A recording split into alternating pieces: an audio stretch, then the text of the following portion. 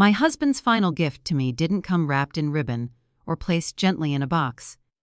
It came wrapped in warm fur and trembling breaths, with eyes so trusting it made my chest ache even then. Before I knew how deeply I would depend on him, Daniel placed the dog into my arms on a quiet Sunday afternoon. Just 1 week before he passed, the sun was setting behind him, painting his tired face in a soft gold glow that almost made me forget he was dying. He had grown thin, his cheeks hollow, his smile faint but still gentle. Yet as he watched me cradle the dog, his eyes shone with something bright and unmistakable certainty. "This is Rufus?" he whispered. "He's yours. He'll stay with you when I can't." Those words carved themselves into me. Rufus was a rescue, a mutt with golden fur and oversized paws that made him look perpetually clumsy. He sniffed my wrist shyly, then licked my thumb as though claiming me in return. I felt myself melt instantly. I think Daniel knew I would. He'd always told me I had a soft heart. Maybe that's why he worried so much about leaving me behind. After Daniel passed a week later, the world went silent in a way I never knew silence could feel. Heavy, suffocating, pressing down on your ribs until breathing felt like a conscious effort. Friends visited. Neighbors delivered food. Sympathy cards piled on the kitchen table. But at night, when the house fell still and the last echo of visitors faded, only Rufus stayed. He slept beside the bed, head resting on my slippers. When I woke gasping from nightmares, he climbed onto the mattress and pressed his warm body against mine until my shaking stopped. When I dissolved into grief on the living room floor, he nudged his nose under my hands, licking my tears as though determined to catch each one. I don't know how I would have survived without him, which is why my sister-in-law's disdain for the dog cut deeper than I wanted to admit. Emily had always been difficult. Daniel loved her. She was his little sister. But even he had admitted, in the privacy of our bedroom, that she had a habit of taking more than she gave. She believed she knew best in every situation. She believed she deserved more than what life handed her, and she believed her opinions carried a weight that everyone else was obligated to respect. So, when she wrinkled her nose at Rufus during the memorial gathering, it was just another unpleasant flicker in an already unbearable day.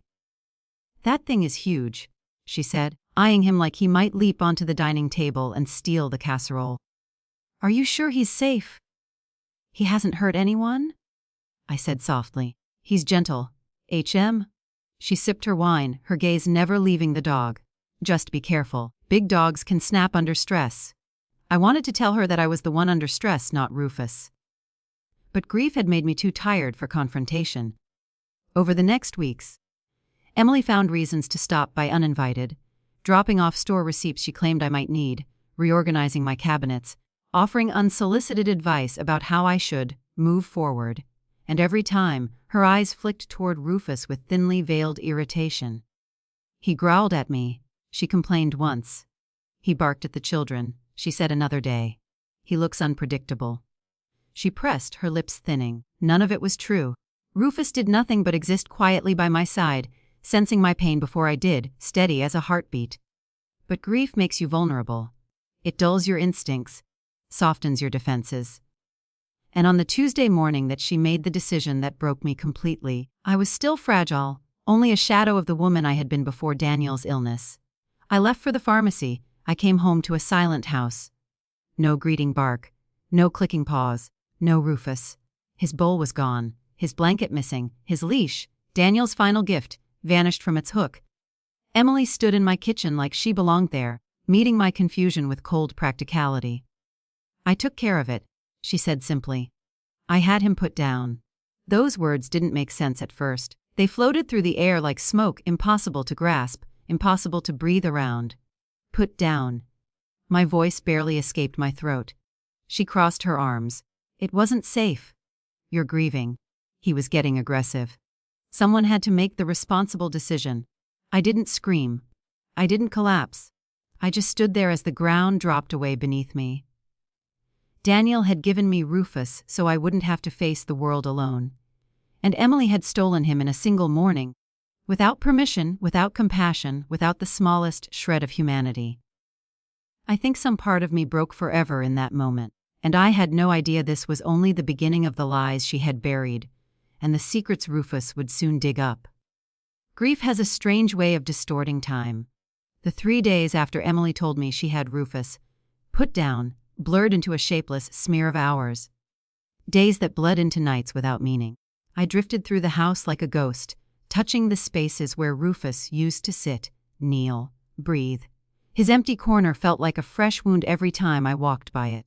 I didn't sleep, not really, just collapsed into an exhausted half-consciousness for minutes at a time, waking with my heart pounding and my eyes burning. 3 mornings later, I stood in the kitchen staring at the kettle as it hissed. I couldn't remember if I'd turned it on, or if it had been screaming for minutes. My mind floated somewhere far away. I was operating on muscle memory, because everything else inside me had shut down. Then I heard it, a noise, sharp, frantic, coming from outside. A thump, then scratching. My first irrational thought was raccoons again. But raccoons didn't make that desperate, rhythmic sound. Raccoons didn't whine. And raccoons certainly didn't bark. The mug slipped from my numb fingers and shattered against the floor. I froze. It couldn't be. It shouldn't be. It was impossible. But the sound came again. Closer, more urgent, heart pounding so hard I felt it in my fingertips. I rushed to the back door and yanked it open. There, in the middle of my backyard, caked in dirt and panting as though he had run miles, was Rufus.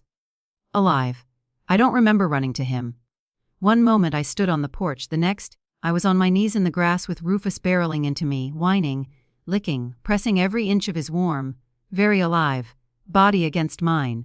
His fur was matted, his paws were muddy and raw. His tail wagged so fast it thumped against my ribs. I gasped his name over and over, holding his face in my shaking hands, brushing dirt from his ears, checking for wounds.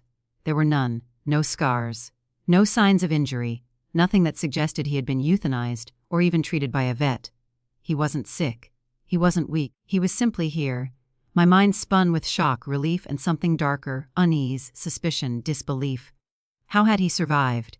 Where had he been? What had Emily really done? Before I could process any of it, Rufus pulled away from my arms and trotted back toward the far corner of the yard. The part where Emily had spent hours 2 days earlier, planting a new memorial garden to honor Daniel. At the time I had been too drained to question it. Rufus went straight to the center of it and began digging furiously, sending dirt flying behind him in frantic bursts. He whined as he dug, stopping only to bark sharply as though urging me to follow. My pulse surged. "What are you trying to show me?" I whispered, my voice trembling. I moved beside him, scooping soil with my bare hands. The fresh earth was cool and soft, but packed unnaturally tight, as though something had been buried and tamped down in a hurry. My fingers hit something hard, metal scraped against my nails, cold and unmistakable. A container. My breath hitched. I cleared the dirt away, and there, half buried under the garden Emily planted, was a rusted tin box. Old, dented, sealed with a thin strip of electrical tape. My heart lurched violently in my chest. Rufus barked once, sharply, and pawed at it. I lifted it out with shaking hands. There was weight to it, documents maybe. Something solid clinked inside. Mud smeared across the faded lid as I carried it onto the patio table. Rufus circled me anxiously, whining, nudging my elbow. My hands trembled as I peeled the tape away and pried the lid open. Inside, wrapped in plastic to keep moisture out, were thick envelopes, folders, a small metal USB drive, a folded piece of paper with my name written across it in Daniel's handwriting. My breath left me in a shaky exhale. I recognized his handwriting immediately, and my vision blurred with tears I didn't even feel fall. For a long moment, I couldn't bring myself to open the letter. I was terrified. Terrified of what he might have written, terrified of what it might mean that this box was buried days after his death, terrified of how Emily fit into any of it. I finally unfolded the letter with trembling fingers. If you're reading this, it means she found it, or tried to. The words punched the air from my lungs. Don't trust her, not with anything. I've left the evidence you'll need, and Rufus knows the hiding place. A dog never betrays. Evidence. Evidence of what? I stared at the tin, at the thick folders, at the USB drive that suddenly felt heavier than steel. Rufus settled beside me, resting his chin on my knee. His eyes were soft and steady, but behind them was something else. Something that made a cold chill run down my spine. He hadn't just come home. He hadn't just escaped. He had returned to show me something, and whatever Daniel had buried in that garden, Emily had tried to bury it permanently. But Rufus had dug it back up, and suddenly, I understood something with chilling clarity. My dog had come back from the dead. Not by miracle, but because someone had lied. I sat at the patio table for several minutes, staring at the tin box as if it were a portal to another life. One Daniel had known, but hadn't been able to tell me about in time. Rufus stayed pressed against my leg, warm and steady, his soft breaths grounding me when the world was suddenly full of shifting shadows and unanswered questions. Finally, with shaking fingers, I lifted the first envelope. Inside were bank statements, except not our bank statements. These were from accounts I didn't recognize, funds transferred in neat, methodical amounts over the last year. All the transfers had Daniel's name attached. But the signature at the bottom, I knew his handwriting better than anyone. These weren't his. Page after page, month after month, thousands of dollars siphoned in small increments. My stomach tightened painfully. Who would do this? Who could do this? I didn't want the answer, but it came anyway. Unavoidable, heavy, sickening. Emily, I reached for the next packet. It held photocopies of legal documents. His will, or rather, several versions of his will. I skimmed through the pages, my pulse thundering. The earliest version left everything to me. Our home, our savings, his investments, the land he inherited from his father. The next version was identical, and the next. Then I reached the final copy. The one notarized only days before his death. The one Emily had proudly handed me at the reading, claiming she had helped organize paperwork to make things easier.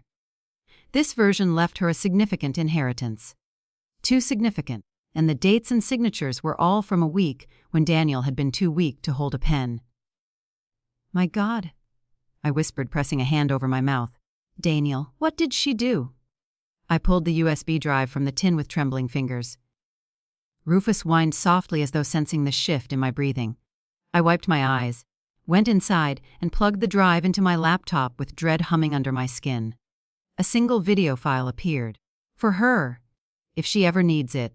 My chest tightened as I clicked play. The screen flickered before sharpening. Daniel sat in his study, framed by the warm lamplight. He looked paler than I remembered, thinner, with dark shadows under his eyes. But his gaze when he looked into the camera was calm, determined. "Love," he began softly, his voice steady despite the exhaustion pulling at his features. "If you're seeing this, then things have gone wrong in ways I hoped they wouldn't." I pressed a hand to my lips to stifle a sob. He continued, inhaling deeply. "Emily has been taking money. Not much at a time, just enough that I didn't notice at first. She's been struggling, I guess, but instead of asking for help, she took it. And when I confronted her, she panicked." He shook his head, eyes darkening. "She brought me a will she claimed she revised for clarity. Said the lawyer was delaying things. Said she was trying to help." He leaned forward, his voice lowering. "I don't think she meant to hurt you, but she meant to help herself, and that's often worse." And my throat tightened. He reached off screen and held up the same rusted tin. "I hid everything in here.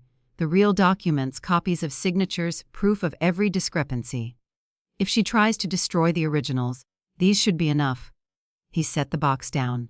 His hands trembled. "And I needed someone to know where it was." His lips curved in a faint smile. "Rufus always remembers where I hide things. He's smart, loyal. I figured if anything happened, he'd find a way to lead you to it." At that, Rufus nudged my arm as if to say, "See." Daniel's expression softened with love so warm it made my eyes burn. "I'm sorry you're alone. I wish I could stay with you. But I hope you never doubt this. I love you. I chose you. And I trust you to protect what's ours. Don't let her take it from you." The video ended. I sat frozen, the silence crushing, the weight of every word pressing against my ribs until it hurt to breathe. Emily had lied, she had stolen, she had manipulated, she had tampered with Daniel's will, and worst of all, she had tried to get rid of Rufus because he was the only one who could expose her. Rage simmered beneath my grief, slow and steady, like a fire waiting for oxygen. Rufus rested his head in my lap. I stroked the fur between his ears, grounding myself in his warmth even as a different warmth, fierce and burning. rose in my chest. I'm not letting her get away with this, I whispered. Rufus thumped his tail once in quiet agreement. Daniel had prepared everything. Emily had tried to bury the truth, literally, and Rufus had dug it back up. Now it was my turn. My turn to uncover everything she thought she'd hidden. My turn to fight. My turn to deliver the justice Daniel couldn't. And for the first time since his death, the weight of grief shifted, making room for purpose. Making room for revenge. For the first time since Daniel died, I didn't feel like a ghost wandering through my own life. I felt awake, shaking, grieving, furious, but awake. Rufus slept beside me that night, his chin resting on my leg, refusing to leave my side for even a second.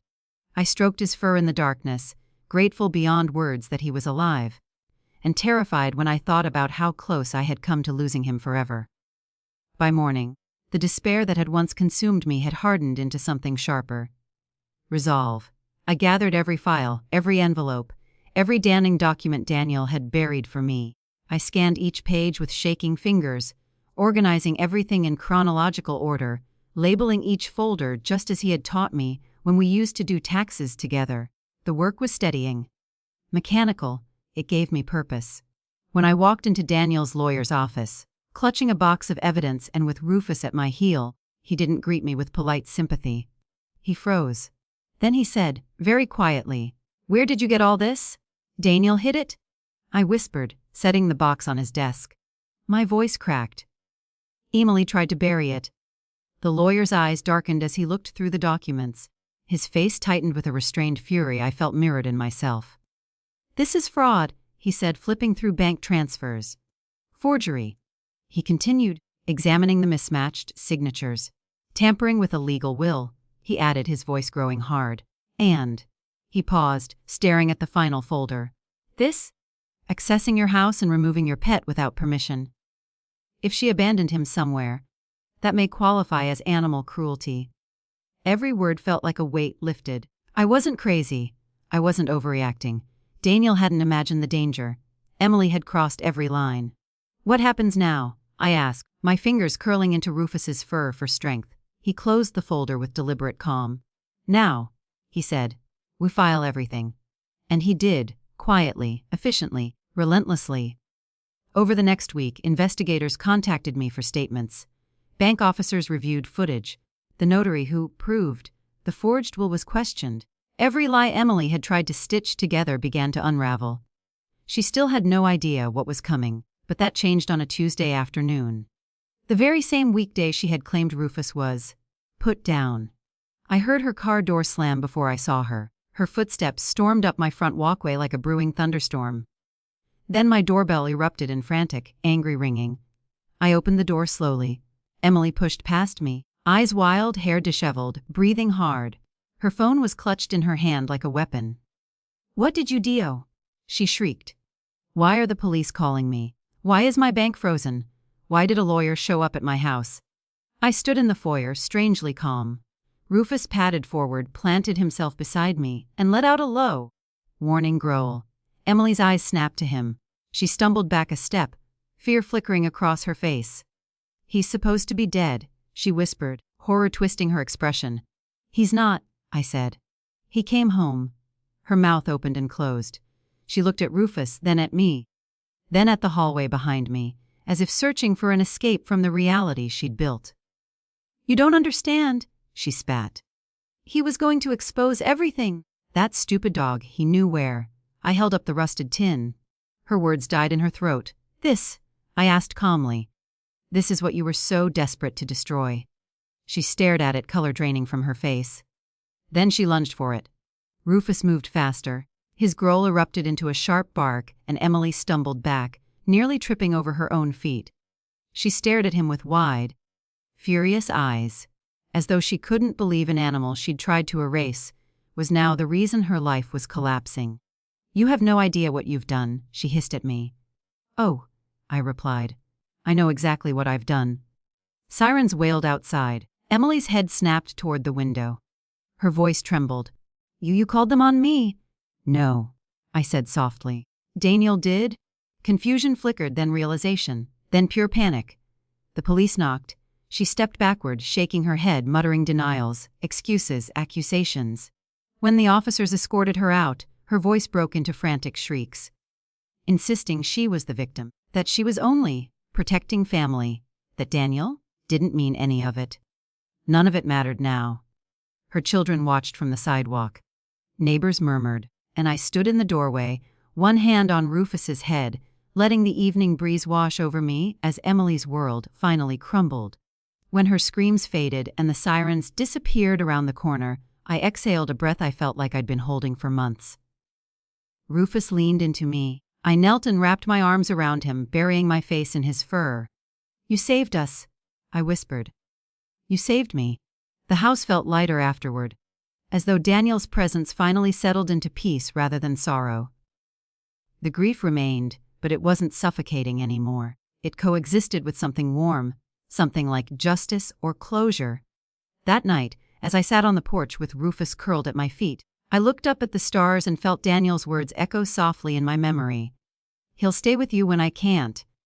And Rufus did. He came back from the darkness. He dug up the truth. He protected the last wish of the man I loved. Daniel's final gift didn't just comfort me.